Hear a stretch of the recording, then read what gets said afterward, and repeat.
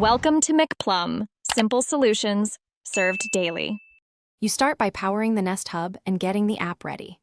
Plug the USB-C cable into the hub and the adapter into power, then place the device within a few meters of your router so discovery is fast. Once done, open the Google Home app and sign in with your Google account. This links device settings and voice match. Make sure Bluetooth and location are enabled on your phone so the app detects the hub immediately and prompts setup. You'll now pair and configure core features. Follow the on-screen pairing flow in the Google Home app and verify the code shown on the Nest Hub matches your phone to secure the connection. Then select your Wi-Fi network and assign the device to a room so voice commands control the right devices. Once paired, enable voice match for personalized responses, set display brightness and sleep sensing preferences, and decide if you want Nest Hub to act as a Bluetooth speaker for other audio sources. You finish by testing core functionality and linking services.